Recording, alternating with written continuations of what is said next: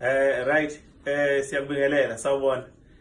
Ngiyethemba ukuthi mhlawumbe umangele mawubona izinyo livela cha liyavela impela. Utshatha lwesipeshetha umakhathakhatha. Nginomthandeli la eGcokamelisha. Yebo. Semsakazweni uKhozi FM la ngaphakathi. Yebo. Mfowethu. Mfowethu. No, ngikhona la endlini zomsakazo.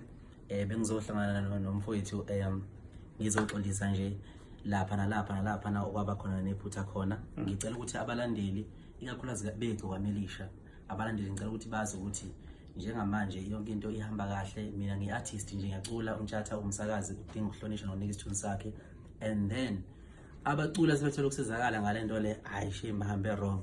Njengamanje bafowethu siyaphambili, umculo wamaskanda ukhule uye phezulu, sihloniphane sihloniphe zonke inhlaka negama lika Jesu Kristu kuze phakade. Amen. Kunjalo mfowethu, siyabonga kakhulu. Nganza kwethu siyanthanda, sihlale sinithanda, sihlale sihleka nje. Akukhutsheke lapho kwakade igcinwe khona ke. Sinaso sakubona ukuthi awuzweka asihlawulaneke.